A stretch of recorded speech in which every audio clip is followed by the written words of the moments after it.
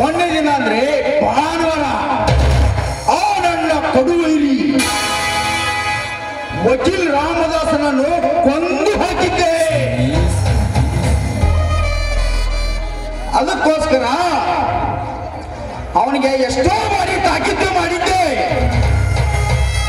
ನನ್ನ ತಂದೆಗೆ ಬರಬೇಡ ಅಂತ. ಆದರೂ ಅವನು ಕೇಳಿಲ್ಲ. ಅದಕ್ಕಾಗಿ ಕೊಂದು ಹಾಕಿಬಿಟ್ಟೆ. ಅಶೋಕ್ ಸಾಹೇಬ್ರೆ, ಕರ್ನಾಟಕದಲ್ಲಿ ನಿಮ್ಮ ಹೆಸರು ತುಂಬಾನೇ ಚೆನ್ನಾಗಿದೆ. ಹಣ ಎಷ್ಟು ಖರ್ಚಾದ್ರೂ ಪರವಾಗಿಲ್ಲ, ಒಟ್ಟಿನಲ್ಲಿ ನಾನು ಜೈಲಿಗೆ ಹೋದಂತೆ ಮಾಡ್ಕೊಂಡ್ರೆ ಸಾಕು.